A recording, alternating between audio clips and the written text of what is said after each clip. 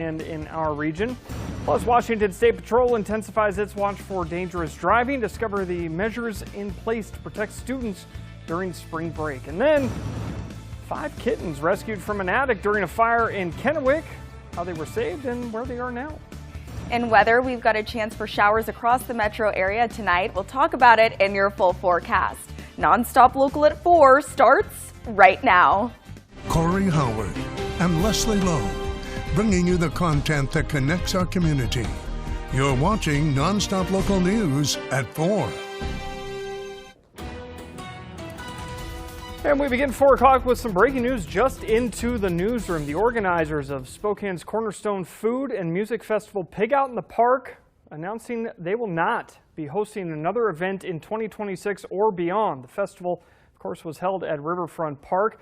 The official Pig Out website features a message that says it was the decision of sponsors and board members of the Six Bridges Arts Association, but did not say why exactly that decision was made.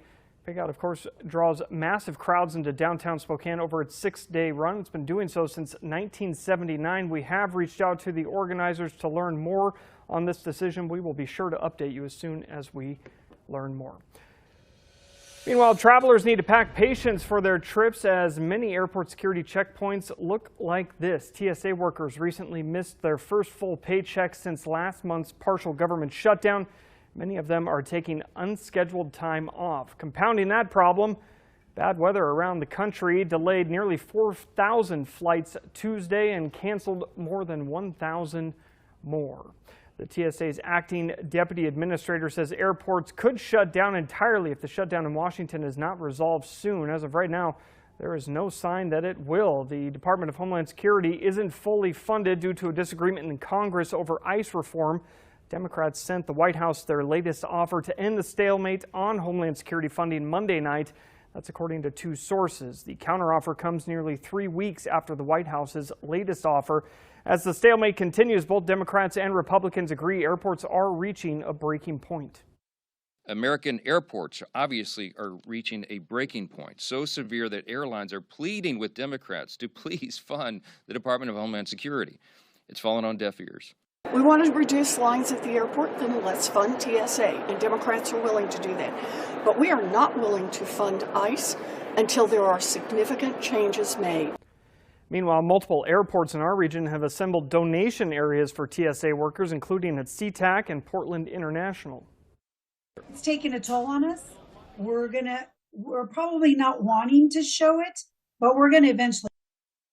Local food bank handed out food to nearly 500 people at SeaTac last Friday. The airport has received $3,500 in donations so far, and other airports like Denver are also asking for help. In a post on X Friday, the Department of Homeland Security said more than 300 TSA agents have quit. Tracking more trouble in transportation, gas prices continue to soar across the United States amid the ongoing war with Iran. This is a look at our region. Spokane and Coeur d'Alene both seeing a 14-cent jump today. The Tri-Cities also seeing prices per gallon increase there by about 8 cents. In a crime tracker, a man was arrested following a pursuit that started in Wapato and ended in Yakima. The Yakima County Sheriff says the man was arrested on a federal warrant for firearm possession. The man initially was contacted at around 11 a.m. in Wapato, and once he got to Yakima, deputies say he ran into a house near 6th and Willow Street, but after some time he came out and surrendered. Well, it's spring break at Washington State University right now, and troopers across the state are out in force on emphasis patrols. Here's Nonstop Local's Jared Cottingham. All this week and until Sunday, March 22nd, Washington State Patrol has more troopers across Whitman, Adams, Kittitas, and Grant counties, all keeping a close watch for dangerous driving.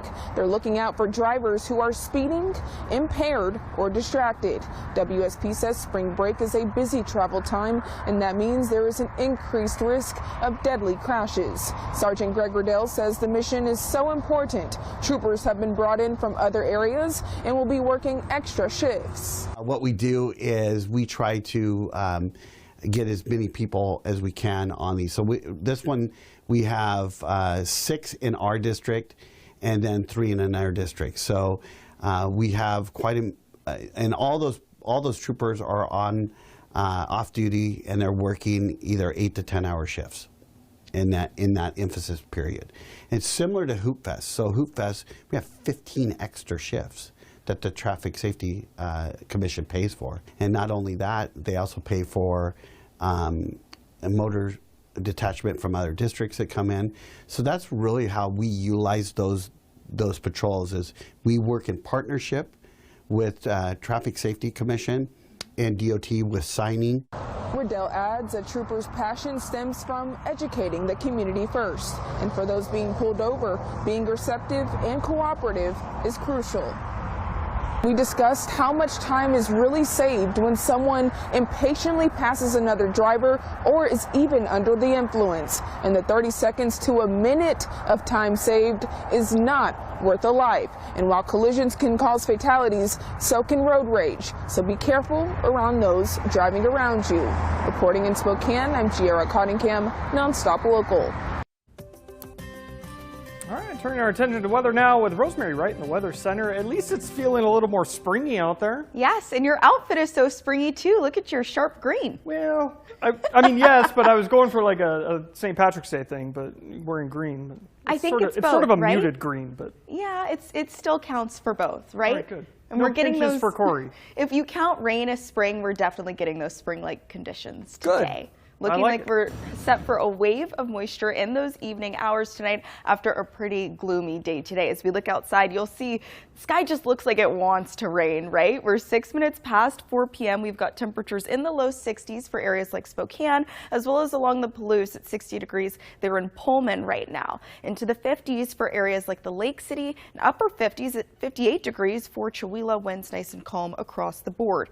As we turn our eyes a bit further southwest, you'll notice that those conditions are quite a bit warmer for Yakima and the Tri-Cities, where we're even capturing some scattered showers right now. Let's go ahead and take a look at that satellite radar together. You'll notice all of the areas where we captured passing wet weather, sleet, and even snow, especially through the Panhandle, and then of course just more downpours along the Cascades. Some of those areas that we're already seeing overwhelmed waterways, and with that we still have flood watches in place across Washington's west side, but now we have new flood watches for areas like Sandpoint and into northwestern Montana, where we are also having avalanche watches. So we've got double trouble right now. Look at what we're expecting to happen over the next 12 hours here. Shower activity set to pick up tonight around 9 p.m. for Spokane, and then lasting into those early morning hours tomorrow, Wednesday. We can actually watch together how this system is set to pass over the region. Again, those heaviest downpours through those areas where we're seeing those flood watches. So along the Cascades and also through the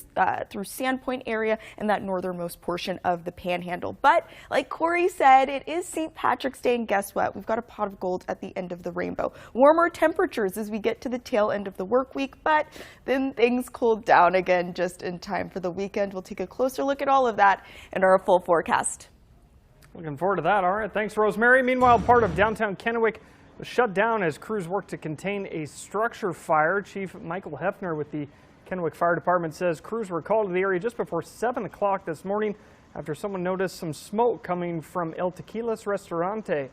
When firefighters arrived, they found a smoldering fire inside. Police blocked off that intersection of Benton and West Kennewick Avenue, as well as North Auburn and West Kennewick Avenue as well.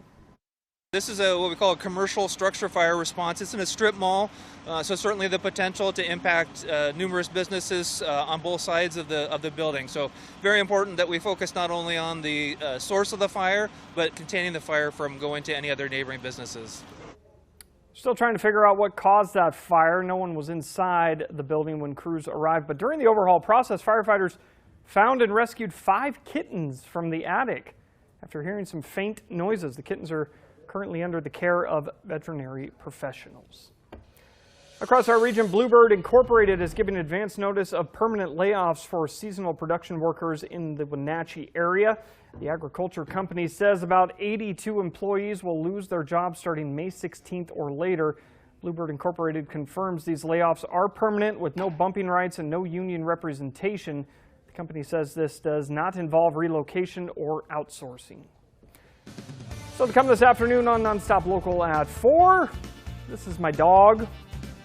She did something this morning that, well, I prefer that she hadn't, but she did, and it became a problem. But there are silver linings in everything, and I found a couple, including learning about why she did that thing that seemed to defy all logic. We'll talk about that coming up, Rosemary. And there's more to see and weather too when we come back. We'll get you through those final days of winter and the start of spring that's coming up here on NonStop Local at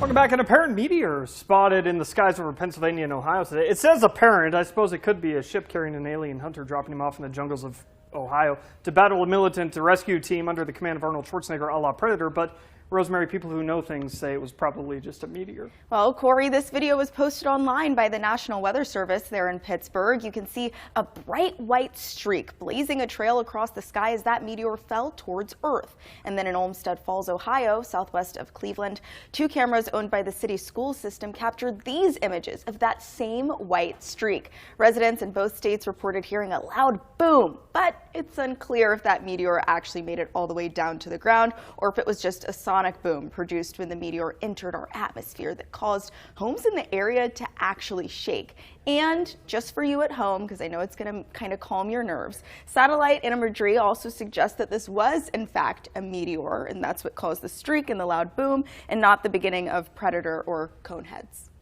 Coneheads, thank you, Rosemary. Yes. Okay, we'll take that as well. It was no Coneheads. It was a meteor. Not going to be the last Predator reference in this show, everyone, so stay tuned for that. But I think it is the last Coneheads. Rosemary coming out of with a little, I like it. I like it. Well done.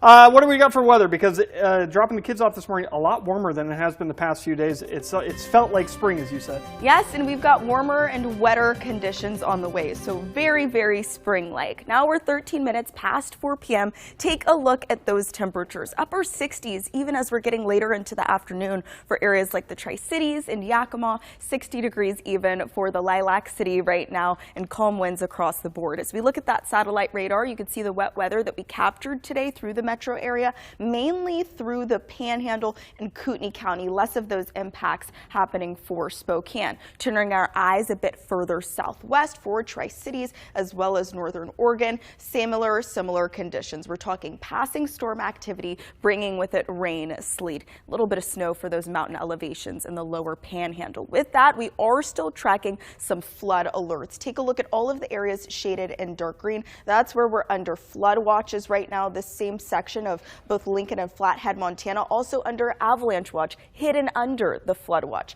Also still tracking flood watches along the west side and even a flood advisory there near Chelan. Right now, those flood watches for us further inland are set to expire tomorrow, Wednesday, but they could always be extended or expanded. Just take a look at tonight at 9 p.m. all the widespread shower activity we're expecting for eastern Washington and North Idaho, with those heaviest showers through those areas where we have those flood watches, like along the west side and through Sandpoint in that northernmost area of the Panhandle. Overnight, we're looking for temperatures to drop to 47 degrees in Spokane, 46 our expected low for the Lake City, 49 degrees on top for the Tri-Cities, and 44 our expected overnight low for Yakima. Cloudy conditions across the board and a chance for our winds to pick up a bit too, mainly as we're getting into those early morning hours tomorrow, Wednesday. Everywhere you see shaded in red could exceed that 40-mile-per-hour mark. And then we've got those highlighted in brown. That's where we could see gusts exceed exceed 50 miles per hour, like just southwest of Yakima and through the Silver Valley.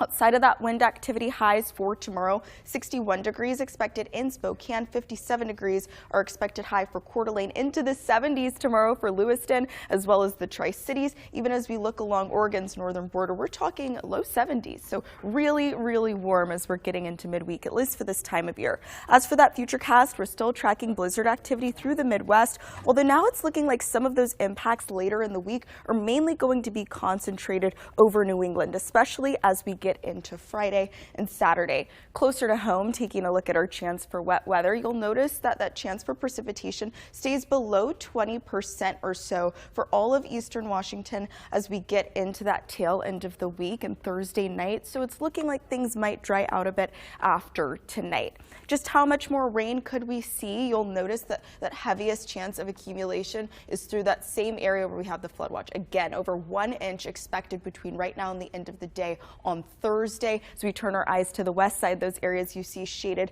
in that pink color could exceed 6 inches of rain. And those winds could also pick up again a few times before the week is over. We're talking Thursday at about 8 a.m. and Wednesday at that same time. Getting you through the next 7 days now, and that first day of spring, we've got those temperatures into the mid-60s by the tail end of the week, and then a return to the 50s on Saturday for Spokane, where we're coasting until this time next week when temperatures could return to the 40s. So get ready for some weather whiplash in terms of temperatures. Pretty similar trend for our friends over in Tri-Cities and Yakima. Get ready for spring, but stick around, there's still more here to see at 4.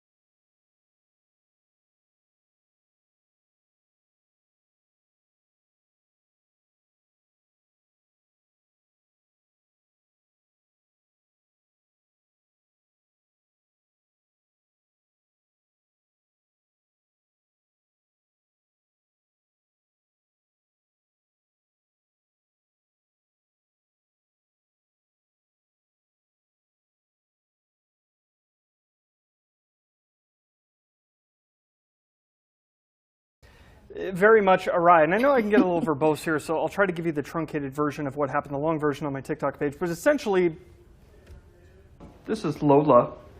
Lola's feeling embarrassed. Are you embarrassed, Lola? Are you embarrassed? Are you embarrassed? Huh? Are you embarrassed? You should be.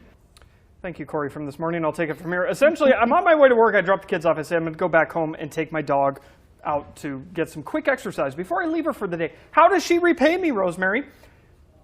By finding the biggest pile of some other dogs' leavings and without hesitation, rolling in it. Oh, goody. I didn't notice till we got back into my truck, the big old smear on her back and her neck, and she was... Smear? Smear. She was looking to get into it, mission accomplished. So that triggered an emergency bath at home this morning, some emergency upholstery cleaning in my truck. Trying to find the bright side of things, I tried to focus on the fact that I now have a clean dog. Okay. I have clean truck seats. Cool. And not the fact that, once again, somebody didn't pick up after their dog, and it becomes my problem. Why? Why do dogs do this? Does this look like the face of a dog that would just find poo and roll in it for the fun of it? I don't understand, Rosemary. Well, Corey, this is a good chance to not only look to the bright side of things, but also to do some learning. Why do dogs roll around in poopy things? Yes. According to Chewy, dogs roll in that stinky stuff to communicate with other dogs where they have been and to camouflage their scent. Oh, so like Arnold Schwarzenegger when he covered himself in mud to hide himself from the predator, like that?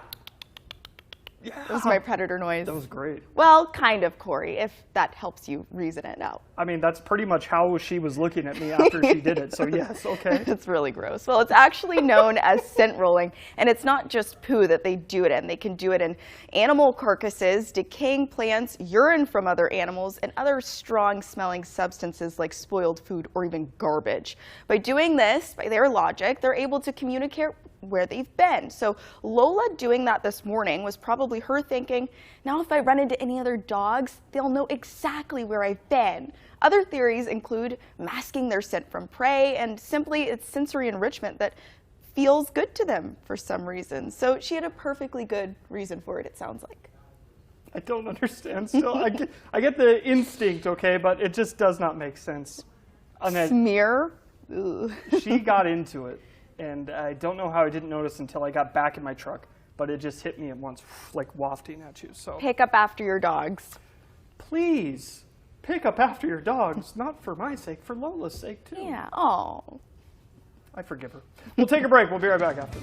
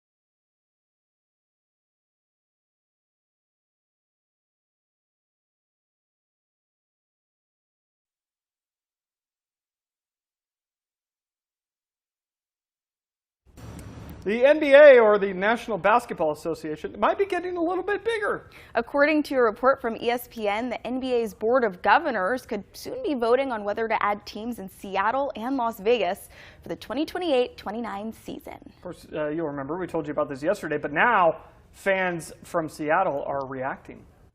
Fans have been waiting since 2008, right? When your team gets stolen, you're so emotionally connected to the team. It's part of your childhood, it's part of your city, and then for them to be gone is devastating. We want our own franchise back, and so it's been a hard 18 years, but it is an extremely exciting time to be a basketball fan in Seattle. It would be pretty safe to say if they have this vote now and they take bids and give us an update in July, that then around September we could have an actual vote. And then from there, it would be about 2 years until that team's on the court. So September 26 to October 28 would be the runway for getting that team ready. Any additional teams to the league need at least a vote of at least 23 of the 30 governors. The teams are reportedly expected to be worth $7 and $10 billion. And if Seattle gets the nod, that would mark basketball's return to the city after the Supersonics left back in 2008 and relocated to Oklahoma City and became the Thunder.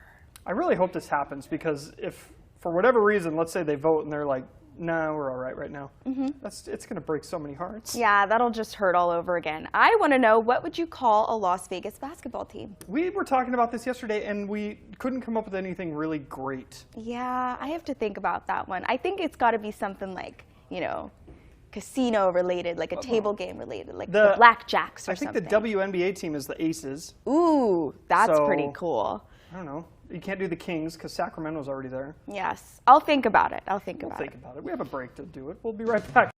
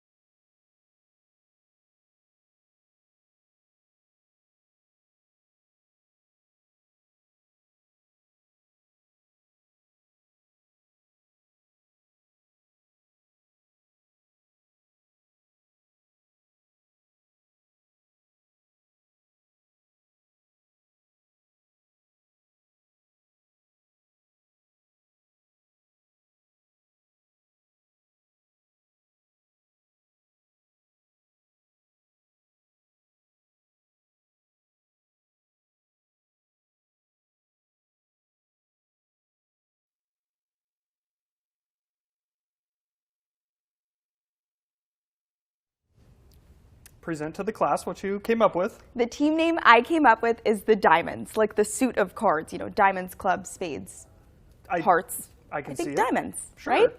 If you're going the whole luck route, leprechauns. St. Las Vegas Patrick's Day? leprechauns? Anyone? No? They could wear a little shamrock. Oh, wait. Does somebody else already wear a shamrock in the NBA? The Celtics, yeah. Okay, So maybe that's not that one. They might get some infringement there in terms of mascot. Let us know if you have a Las Vegas NBA team name for us. The Jokers we talked about? Ha ha ha ha ha. Tri-Cities, Yakima, we'll see you tomorrow. Spokane, we'll see you in a couple. Tomorrow, Spokane, we'll see you in a couple.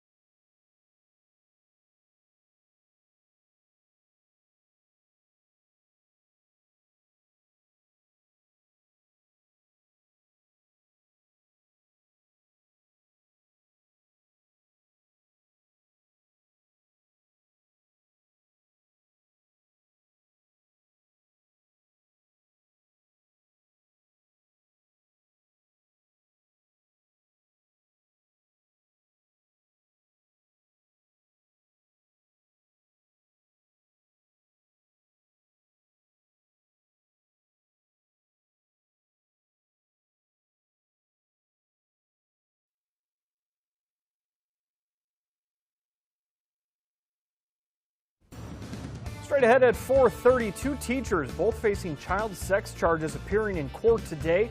Details behind these cases straight ahead and later. I think that's being selfish. It's not really the way of the cannabis community in the first place. Spokane Valley shop owners react as City Council considers banning new marijuana businesses.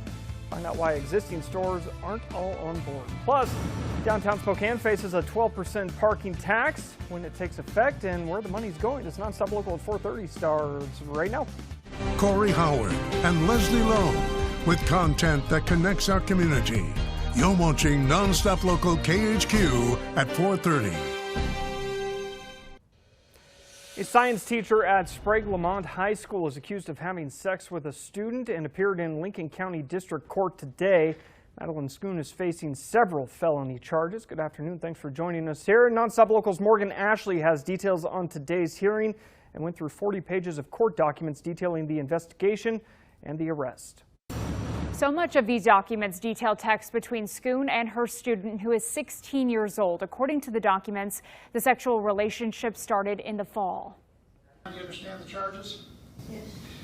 And it's all led to this moment here, walking into the Lincoln County District Courthouse at 2 minutes after noon, about 24 hours after being arrested on 2 sex crime charges. Schoon was quiet throughout Tuesday's hearing. The judge actually asked her to speak up several times when he asked her name and if she understood the charges. Court documents paint a picture of a 29-year-old woman who said she was in love and threatened to hurt herself if her student left her. That student, who at the end believed her threats, told police he couldn't figure out how to leave this situation. The victim's mother was the one to catch on, noticing her son texting that teacher often.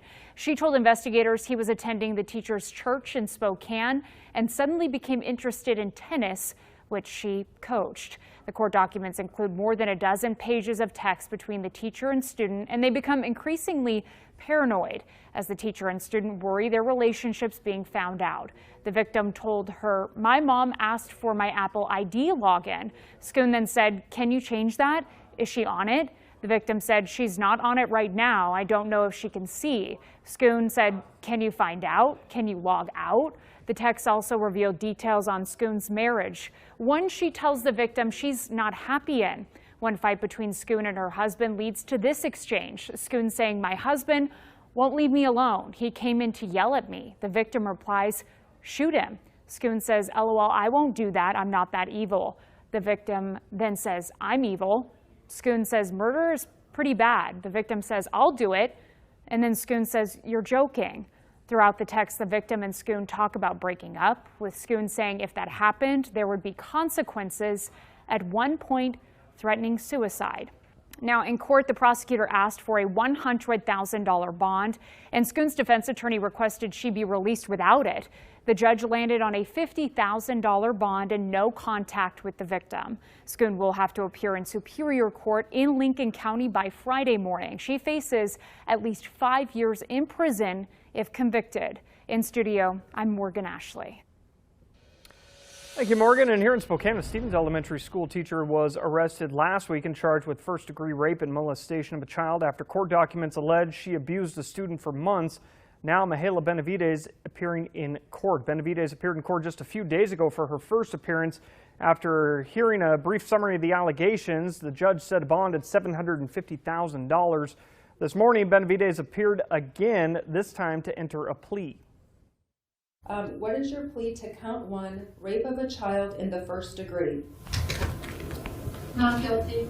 Count 2, child molestation in the first degree? Not guilty. I will enter pleas. The judge also revisited that bond. Benavides' lawyer pointed to her lack of previous criminal history, including any sexual offenses, as well as her financial status. The prosecution cited her position of authority and allegations she contacted her victim again while under investigation by the authorities. Ultimately, the judge did lower the bond to $500,000. If Benavides does post bail, she will be required to not have any contact with any minors. Her trial is now set for the beginning of May. Across Spokane, the sheriff's office says a man is facing charges after they say he rammed a gate and damaged a door at his former place of employment during a heated argument. Deputies responded to that business on North Market Street Monday afternoon. They say the 33-year-old man kicked in a locked door, then used his Jeep to ram through a gate, causing about $2,400 in damage. Deputies say the suspect resisted arrest before they used a taser to detain him. He was later booked into jail on felony and misdemeanor charges. New at 4:30, the Spokane County Sheriff's Office and Spokane Valley Police have launched Operation Stampede in an effort, they say, to fight gang violence and firearm-related crime. Police say the operation brings together local, state, and federal partners to target gang members, violent fugitives, and repeat offenders in Spokane County. The initiative focuses on gang-related offenses like drive-by shootings, assaults, and narcotics trafficking. The Sheriff's Office says the emphasis will continue through September 11th. All right, let's get a look at that weather. I almost wanted to say midweek weather, but it's only Tuesday, Rosemary. We're at the beginning of midweek, right? There you go. Always finding the silver lining, the positives. I like it. Yes, we'll be at the end of the week soon, and with that, we'll be in spring soon. Today, we got a little taste of spring. Let's go ahead and take a look outside right now, and you can already see those clouds look like they want to rain over the metro area, where we've got temperatures at 60 degrees right now, even half past 4 p.m. for Spokane. 53 degrees our current different conditions over in the Lake City.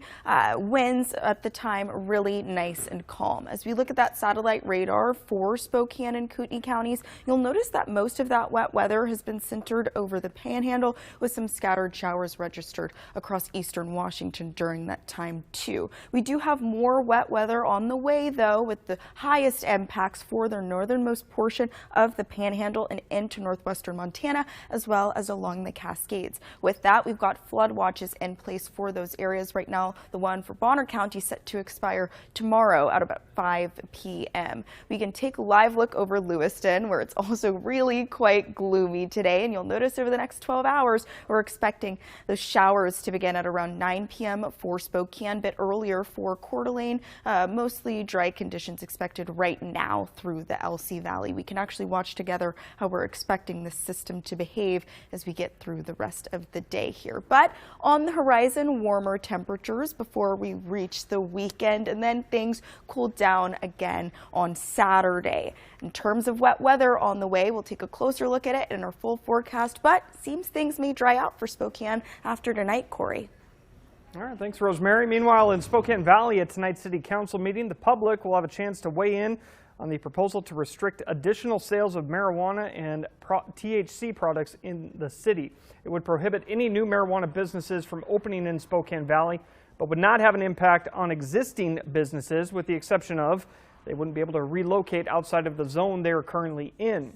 The reason for all of this is cited as public health and safety. In a previous meeting, research from both Washington State University and the University of Washington was referred to, with those studies concluding there are consistent links to marijuana use and detrimental health outcomes, specifically for teens and young adults. There are currently 3 shops open in Spokane Valley, and given this would eliminate competition, you might think that current shops would be in favor of it, but one manager we talked to this afternoon said not necessarily. I think that's being selfish. Any store owner that's trying to play the whole grandfathered in game, and then later on in the line when the free market for them doesn't go their way, I'm sure they'll be frustrated. So trying to get regulation to overreach to protect yourself and shut everyone else out, it's not really the way of the cannabis community in the first place. And again, this doesn't affect the 3 current marijuana retail shops in Spokane Valley, beyond again prohibiting them from relocating to another zone within the city. That meeting is scheduled for 6 o'clock tonight, and again, this is the public's chance to voice their opinion on the matter. We'll be following how it goes all night and be sure to keep you updated. New parking tax will start next month across downtown Spokane after the City Council finalized the rules at last night's City Council meeting. City says the 12% tax will apply to most private parking lots, but registered carpools, government workers, and drivers with disability placards are exempt. Parking garages with at least 2 floors or underground lots will charge 6%. Council members say the tax will bring in roughly $2 million annually and will fund transportation projects. So to come in this half hour of nonstop local at 4, there's a lot of St. Patrick's Day history coming up, and it's St. Patrick's Day? Coincidence? Nah, we figured it was probably the best day for it. And we'll start with hurling. Not in the Wayne's World sense of the word, but in the sporting sense of the word. Then we'll get down to the nitty-gritty of the holiday and where it comes from, how it evolved, and what about those snakes? We're breaking it all down for you. That'll lead us into our question of the day as well. Who's your favorite Irish actor, musician, celebrity, I suppose?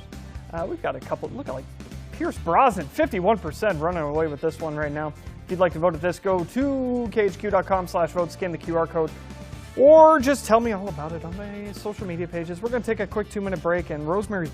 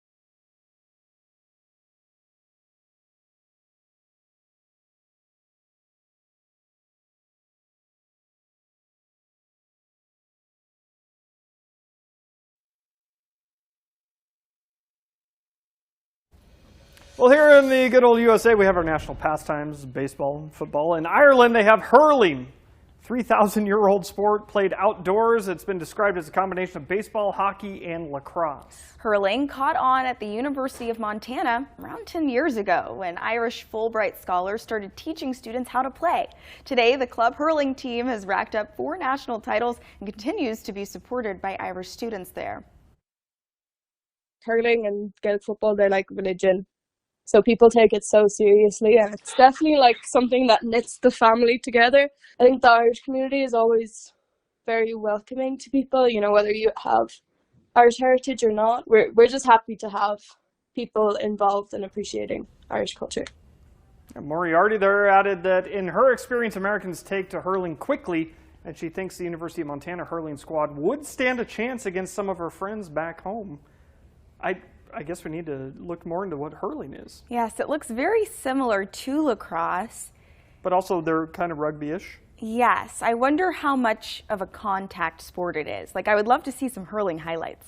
Yeah, we just had still pictures there. We'll go watch hurling highlights, but first you have to do a full weather forecast. So yes, maybe first our full weather forecast. Yeah. We'll start with a live look over Spokane, where those clouds have really settled in over the city. Temperatures there at 60 degrees right now, a bit cooler over in Coeur d'Alene at 53 degrees, 60 degrees even along the Palouse and Pullman, and 56 tonight in Chewelah. As we look at that satellite radar, you can see where we captured storm activity through the Panhandle, northwestern Montana, and then just consistent rain and sleet along the Cascades too, where we're still monitoring some flood watches. We'll take a closer look at those, but first here's where we're expecting more wet weather tonight, just kind of sweeping across the region, both Spokane and Kootenai counties included in that number. So here's where we're watching those flood watches, and then of course that flood advisory in neon green issued just in the last few hours here. This flood watch for Sandpoint area and the rest of Bonner County, and also into that northwestern portion of Montana. As we look at what we're expecting from winds overnight here, you'll notice that this map really starts to light up as we get into about 6 a.m. or 7 a.m.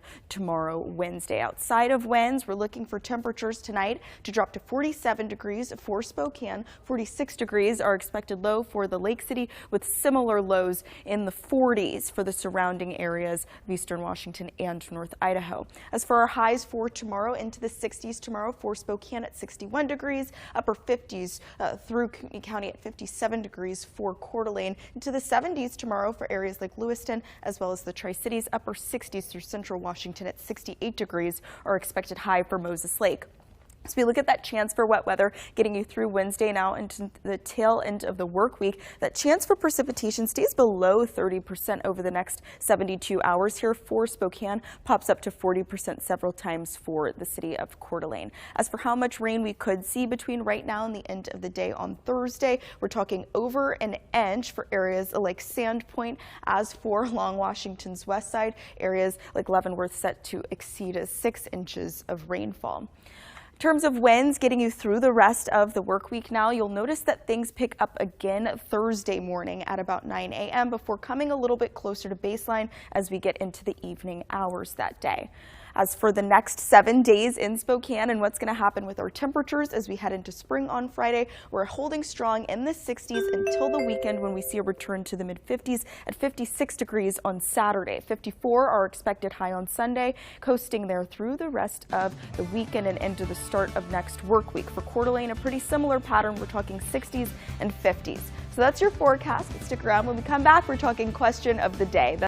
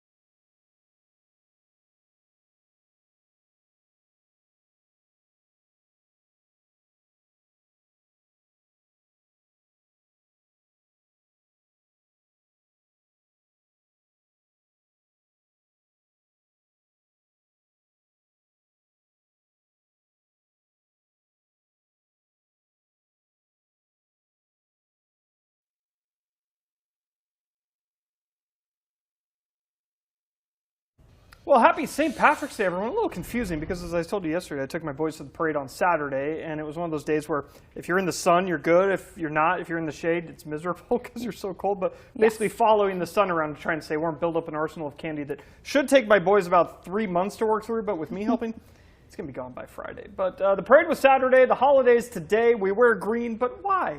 I'm not Irish, but everyone's Irish today, right? Where did this all come from? Why do we do it? Well, the origin of St. Patrick's Day is actually religious. The history goes back more than 1,000 years when Christians in Ireland began observing a feast day for St. Patrick. It started around the 9th and 10th centuries. Initially, Irish families traditionally would attend church in the morning and celebrate in the afternoon. Prohibitions against eating meat were waived, and people danced and drank and ate a customary meal of Irish bacon and cabbage. By the time it got to America, new holiday traditions were established, and Americans said, let's eat corned beef and cabbage. It's kind of similar, right? And we'll have some parades and we'll wear green. And most certainly dye rivers green and drink. A few other things. St. Patrick, the patron saint of Ireland, and its national apostle, was actually born in Britain but kidnapped, brought to Ireland as a slave at the age of 16. He's credited with spreading Christianity among the country. As a kid, I was always told that he drove the snakes out of Ireland in the 5th century. I remember hearing that too. Yeah, the story apparently originated sometime around the 12th century, but experts say there's no evidence that this happened. In fact, they say Ireland hasn't had native snakes since before the most recent ice age, which was well before St. Patrick arrived in the country. Some believe the legend may be metaphorical in nature and relevant to his work in spreading Christianity. So I also appreciate the phrase Erin go bragh, which essentially means Ireland forever, but it sounds like me in college trying to convince my friend Erin to do something stupid. Erin, go bragh! Go bragh! But anyway, we'll bring you this history of this day because one of our viewers, the always engaging Joe Lynn, said, what if your question of the day was, who's your favorite Irish character of fiction, movies, or song? I kind of expanded it just to everyone's favorite Irish actor or musician, and maybe a favorite role that they played. Let's rock that one too. Here you go. Question of the day, everyone. Who's your favorite Irish actor or musician? And as we mentioned, Pierce Brosnan running away with this one. Nearly half of y'all voting for him. Yes. Liam Neeson not far behind though, right? I didn't know Van Morrison was Irish until today. Well, now you know. Learned something new. I'm a little sad Sinead O'Connor didn't get any votes, guys. Did you vote, Rosemary? Today I didn't. I almost felt bad that I voted yesterday because I get to talk about it, whatever my answer is. So today I didn't vote. No, always vote. Wayne says Rory Gallagher for non-traditional Irish music. Great blues rock guitar. Wayne sent me down a Rory Gallagher rabbit hole today. I loved it. It was great. Awesome, Wayne. Joe Lynn says Cillian Murphy and Saoirse Ronan are my favorite actors. I really miss Dolores O'Riordan. Yeah, and Lucas says Thin Lizzy will always be on top. U2 wishes they could hold up as well as the boys are back in town. Chuck says Richard Harris goes way back to when I was a kid to now. He killed it as Dumbledore. I totally agree. I do like Liam Neeson movies with the exception of the Naked Gun remake. It was not as good as the original, but it was entertaining. Rose said a band would have to be the legendary U2 actor Colin Farrell is swoon-worthy. Dark hair and eyes, called Black Irish, like my handsome 100% Irish dad. Oh, that's sweet.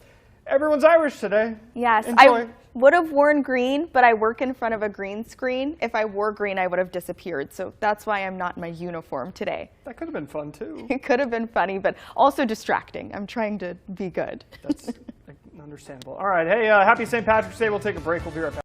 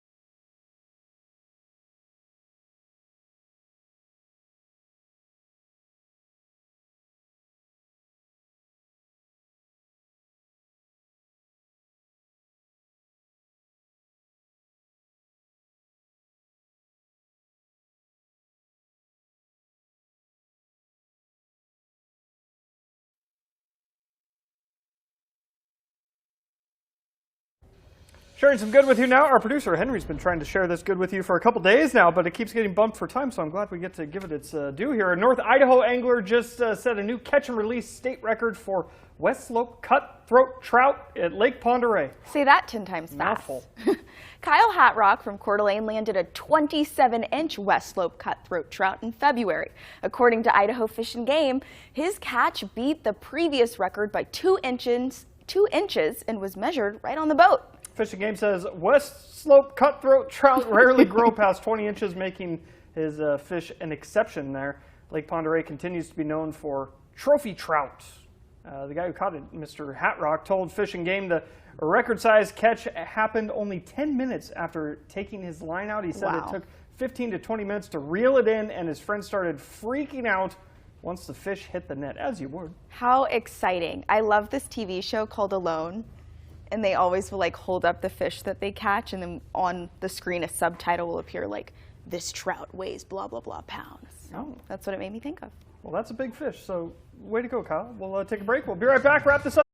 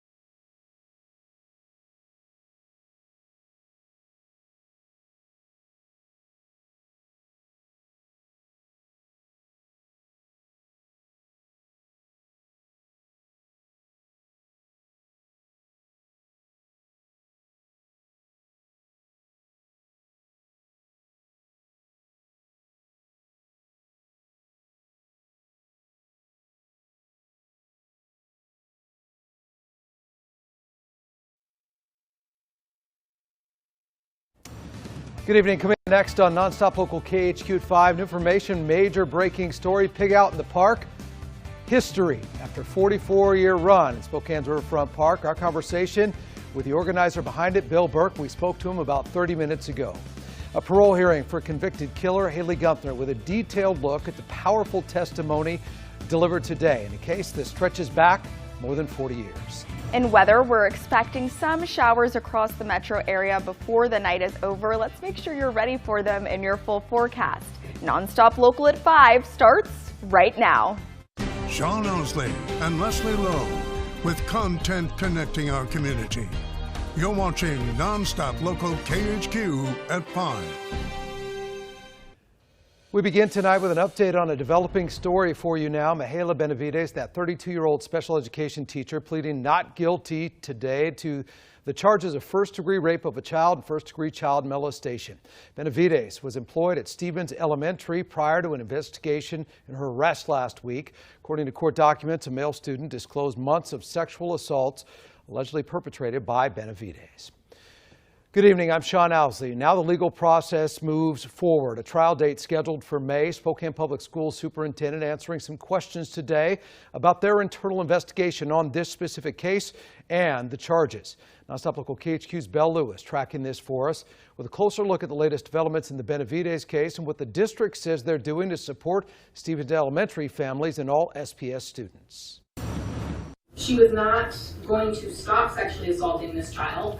It only stopped because he was brave enough to come forward, and then the school's quick actions in removing her, that is what stopped it, not any decision that she made. If found guilty, that person should face the most severe consequences. I'm disgusted by anyone that harms a child at any time, at any place. A month-long investigation into months of child abuse, resulting in an arrest of 32-year-old teacher Mihaela Benavides. Court documents reveal several allegations of abusive behavior. What is your plea to count 1, rape of a child in the first degree? Not guilty. Count 2, child molestation in the first degree? Not guilty. As the case against Benavides moves forward, SPS says their internal investigation continues. Yeah, well, there's significant safety procedures in place for public schools. Many of those are statutory and are required by law that school districts have to implement. By all accounts, those procedures were followed by the district. There'll be a thorough review of this incident, and then we'll evaluate the results of that review and identify any additional safety mitigation strategies to put in place. SPS providing additional support to impacted individuals, including counseling, and a yearly training to help students and employees recognize the signs of potential abuse already in place. That's annual training that all kids are required to do, and our staff engage in that annual training as well. As for Benavides, she has no prior violent criminal convictions, but that not guilty plea made Tuesday does trigger that future court date, which is set for the beginning of May. In Spokane, I'm Belle Lewis, Nonstop Local.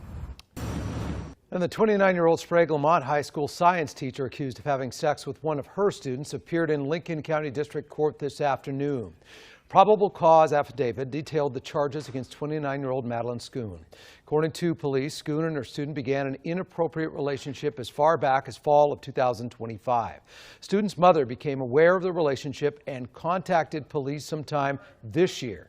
Both Schoon and the victim separately admitted to having sex after being confronted by law enforcement earlier this month. The victim said he'd wanted to end it for some time, but told police he was worried Schoon would hurt herself. Today in court, the prosecutor asked for a $100,000 bond. Schoon's defense attorney requested she be released without bond. 16-year-old victim, I'm sure she knows the alleged minor in this case. I'm also going to ask for $100,000 in bail. The bail is at a request because I fear that she is going to have contact with this minor if she is released, and that will lead to a safety issue. My concern is that at this point, it's just allegations and it could be rumors. It's just all kinds of swarming rumors going around. And so, Judge, I'd like you to be cautious in this case. And you could put a bond on it, but $100,000, that's quite a bit. Judge deciding on a $50,000 bond, no contact with the victim. Schoon will have to appear in Superior Court in Lincoln County by Friday morning. She faced at least 5 years in prison if convicted on these charges.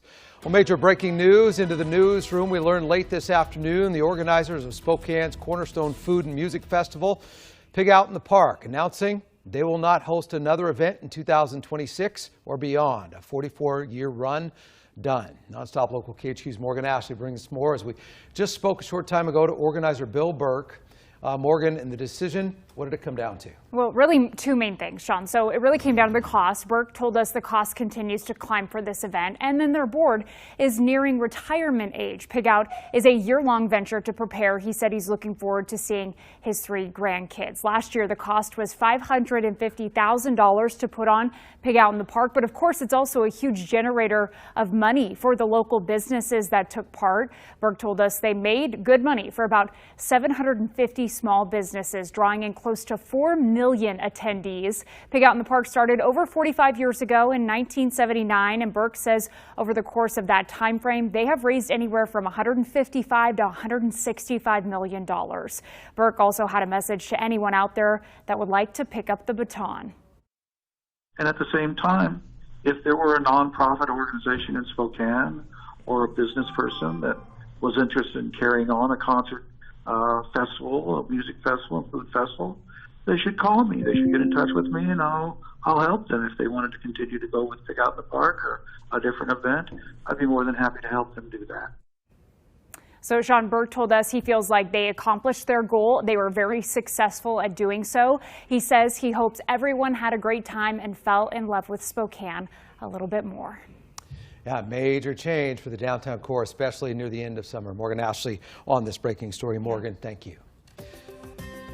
All right, our good friend Leslie, if she's listening, if she's watching, feel a little bit better. She's under the weather, so handling weather is Rosemary Wright tonight. Good to have you back. Nice to see you, Sean. It felt abnormally warm today, right? Like actually not freezing cold. I was layered driving into my car, and I was like, why am I so warm? And then I looked at the temperature, it was almost 60 degrees. Yes, pretty comfortable even as we're finishing off winter and getting into those first days of spring. First day of spring will actually be Friday. It kind of feels like spring has sprung early. Let's go ahead and take a look at our highest temperature we registered today in Spokane at 61 degrees. That's way above our historical average of 49 degrees for March 17th historically in the city of Spokane. As we look at our satellite radar, you'll notice that although temperatures were quite comfortable, our conditions have been pretty mild for Spokane County. For Kootenai County, we saw more of that storm activity falling over North Idaho. With that, we do still have some flood watches in place across the inland Northwest,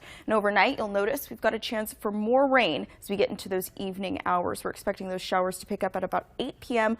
for Spokane as well as for Coeur d'Alene, where we're set to see those showers last into those early morning hours tomorrow. Gloomy day in Lewiston, as you can see on this live camera, but dry conditions expected there tonight. We can actually watch together how we're expecting this passing system to behave over the next few hours here, kind of continuing on a path further north, with most of those highest impacts falling along the Cascades in that northernmost portion of the Idaho Panhandle, those same areas where we have those flood watches in place. Over the next 7 days, though, you'll notice that the chance for precipitation kind of fluctuates. We'll take a closer look at that in our full forecast, Sean.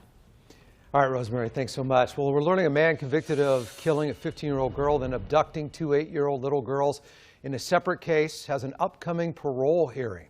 Today, as part of that process, families of the teen girl he killed and the young girl who survived addressed the board, pleading with them to keep R.B. Williams in prison. Our Help Me Haley has covered the case extensively. Haley, R.B. Williams' crimes date back to the early 1980s. They do. R.B. Williams was arrested back in the early 1980s, shortly after he abducted 2 third graders just outside of their Spokane Valley school. One got away. The other says she was repeatedly sexually assaulted, choked, and left for dead. She described that terror to members of the board. He reached up and wrapped his hands around my throat and slowly, methodically, began to squeeze the life out of me, but not enough to immediately render me speechless. I begged and pleaded, "Please, Mr. No," as I tried to scratch and claw at his hands. She went on to say Williams left her for dead and took off. When she woke up, she was able to run for help. He didn't check for a pulse, and that's why I'm here, or I would have been the same as Linda. Linda Strait. She was just 15 when Spokane police believe Williams abducted her during a quick errand to the neighborhood grocery store. Her body was found days later in the Spokane River. That day burned into the mind of her brother. For me personally, it it just might as well be September 26, 1982 again, is the day that, we found out. It took more than 2 decades to tie Williams to Linda. There was 21, almost 22 years of waiting until DNA technology had caught up. Williams was already in prison for the attack on the other girls when that finally happened. I killed him straight. I'm not begging you for any mercy. I don't deserve any mercy. To the community, Linda Straight was the victim of a tragic crime. To her brother and beloved cousins and entire family, she was so much more. I'm Linda's cousin, was one of her best friends. My sister Teresa, Linda, and I were connected at the hip and considers ourselves the Three Musketeers. The pain remains a constant presence in our family. Because unfortunately, so does the man responsible for all of it, with hearings like this one. I am angry that we must again plead with you to deny him parole just 5 years later after his last hearing is a profound understatement. He is a career criminal and evil predator who has demonstrated he forfeits the opportunity to live outside prison walls. He kidnapped 3 young girls, brutally raped and strangled 2, and murdered 1. You could give him a million years, but it's almost become like it's just a fictitious number for how many years he's been given. I get that he's 82 years old, but an 82-year-old man can still get out of prison and way overpower an elementary school girl. Spokane County's prosecutor, Preston McCollum, was also there for the meeting. He described R.B. Williams as a, quote, menace and a predator. This isn't the first time Williams has gone through these proceedings. He has the right to not show up for them and hasn't since the early 2000s. The next hearing in the parole process is set for April 8th. In the newsroom, Haley Gunther, NonStop Local. Well, the family of the other 8-year-old girl who was able to escape also packed the meeting room today. They're reading a letter on her behalf. Williams has dozens of serious infractions while being in custody, including, according to statements today, animal cruelty charges as well. The board's decision, we're told, likely will come this summer. Still to come here tonight at 5, one Gonzaga star earning more national honors, A.J. Howe, will tell you when to watch him in action this week. And there's more to see in weather. When we come back, we'll take a closer look at the next 7 days and what to expect for these final few days of winter. That's next here at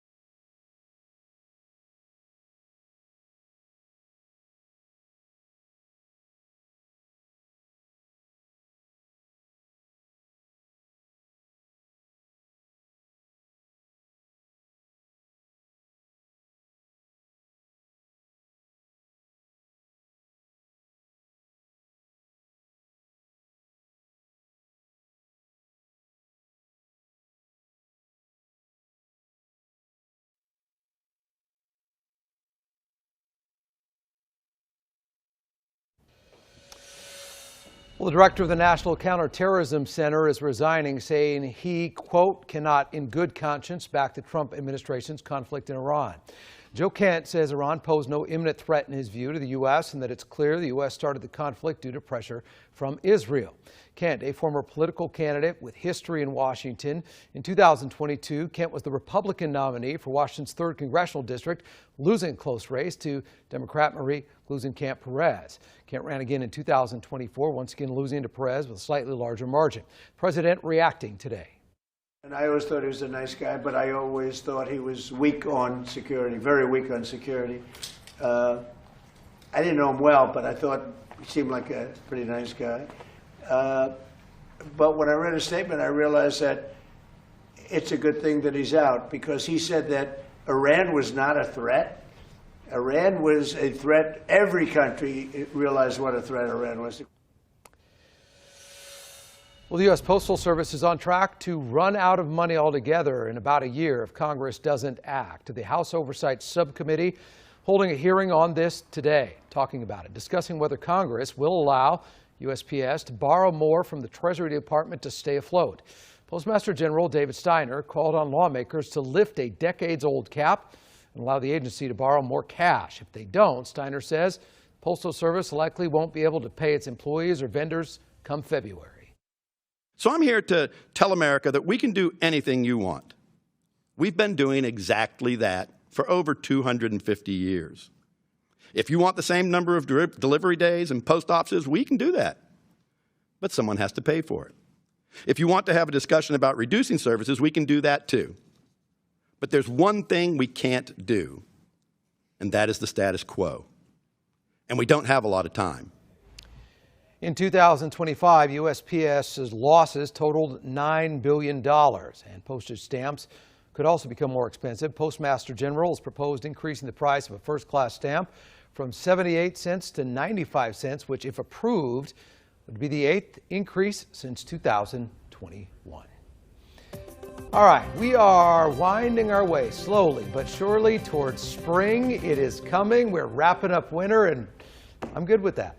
Yes, I think we're all kind of ready for springtime, right? Let's take a look at those current temperatures 17 minutes past 5 p.m. We're at 57 degrees in Spokane, so already trending warmer than normal for this time of year. 52 over in Coeur d'Alene and single-digit winds across the board. As we look at that satellite radar, you'll see that we had some of those showers passing over too, so pretty seasonable as we're heading into spring now. Wet weather for eastern Washington, North Idaho, northwestern Montana, with those highest rain accumulations along the Cascades as well as along the eastern Panhandle too. Overnight, we're expecting for those same areas to see even more heavy rainfall. Just take a look at what we're expecting into those early morning hours along the Cascades as well as the northernmost portion of the Panhandle. Now we are under flood watches for areas like Bonner County as well as into Flathead and Lincoln counties there in the Treasure State, and we continue to have flood watches and even a flood advisory along Washington's west side. So we take a look at what we're expecting in terms of winds overnight. You'll notice this map starts to light up as we head into those early morning hours tomorrow, Wednesday. Everywhere shaded in red, set to exceed 40-mile-per-hour gusts. Those shaded in brown, like through the Silver Valley and along the eastern Panhandle, set to exceed at 50-mile-per-hour gusts. Overnight here, we're looking for temperatures to fall to 47 degrees in Spokane. 46 are expected low over in the Lake City, and you can see how that chance for precipitation kind of bows as we get into those later evening hours before calming into those early morning hours tomorrow. As temperatures rise to 61 degrees for the Lilac City, 57 are expected high for Coeur d'Alene, warm through central Washington too at 68 degrees in Moses Lake, and a return to the 70s for the Tri-Cities at 71 degrees. Lewiston not far behind, 71 degrees are expected high there, 72 for the Tri-Cities. As we look at that futurecast now, you'll notice that the highest chances of precipitation Wednesday and Thursday really isolated to the Panhandle, those same areas that we're seeing under flood watch, whereas for Spokane, that chance for precipitation remains below 30% as we head into the tail end of the work week. Just how much rain could we see between right now and the end of the day on Thursday? We're looking at nearly 1.5 inches for areas like Sandpoint, where we have those flood risks right now, and exceeding 6 inches along the Cascades and Washington's west coast. Winds as we get into the tail end of the week look to pick up Wednesday morning and then again Thursday morning at about that same time, 9 a.m. Widespread gusts exceeding 40 miles per hour with some areas breaking into the 50s before things kind of come back down to baseline by the evening hours on Thursday. As for those next 7 days, we'll start with Spokane. We've got temperatures holding strong in the 60s as we head into that first day of spring, Friday at 65 degrees and cloudy. By Saturday, temperatures return to the mid-50s where we're coasting through the weekend and into the start of the work week. Pretty similar pattern for Coeur d'Alene, except there that chance for rain is higher. So that's your forecast, but stick around when we come back. AJ is helping you plan your next week in sports. That's next.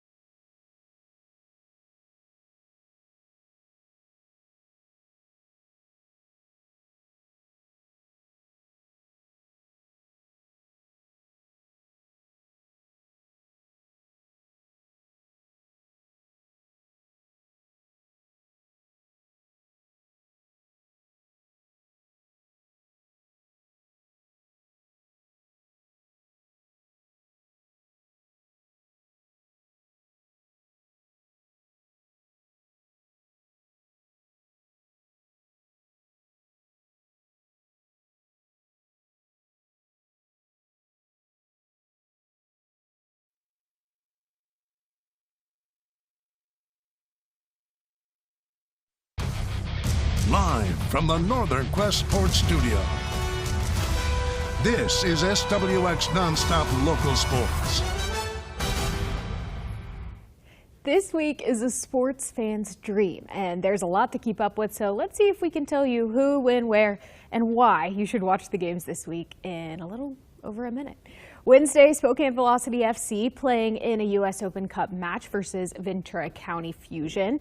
And just a few minutes after, Seattle Sounders FC in Spokane for a CONCACAF Champions Cup round of 16 match versus Vancouver Whitecaps FC. That'll be in One Spokane Stadium. We'll have a crew there to have you covered. Now, on to Thursday. It's all about the men's NCAA first round. We have Gonzaga versus Kennesaw State at 7 p.m. in Portland and Idaho versus Houston at 7:10 in Oklahoma City. So just pick your favorite, I guess. We'll have you covered regardless with both right here. Friday, on to our women's team's first round. Thankfully, it's not all happening on the same day, right? At 12:30, the Gonzaga women will take on Ole Miss in Minneapolis. Then later that night, the Idaho women taking on Oklahoma in Norman, right down the road from the men. Now here's where it starts To get a little bit tricky, just stay with me here. It's chaos on Saturday. Velocity and Zephyr have a doubleheader at One Spokane Stadium, starting with the men at 12:30, and the Gonzaga men and Idaho men might be playing their second round matchups. We can't get too far ahead of ourselves here. Obviously, depends on how the first round goes, but you got to keep an eye out, Sean. And of course, I didn't mention the number one thing that we have to watch this week, if you're a sports fan, and that's us. It sounds bad to say, but it's true. We're going to have highlights. We're going to have reaction. We have crews with all our teams, so it just makes sense. You can find it all here. Let me be honest. I had no idea where you're going, but the pause actually gave it more dramatic effect. I started to feel bad as I said it. Yeah, I was like, I don't know. Chaos Saturday. Chaos. Chaos Tuesday. Chaos in the sports department. That happens from time to time, and the news department, right? Yeah. But sometimes weather too. Yeah, I was about to say. Weather too. Weather's buttoned down. Between her and Leslie, buttoned down. So, no, that's going to be a lot of fun to watch. I'm looking forward to all the games, and probably be peeking at them while we're working. So part of the job. Or you can just take a sick day. Not us. You. All right, we'll see you at 6.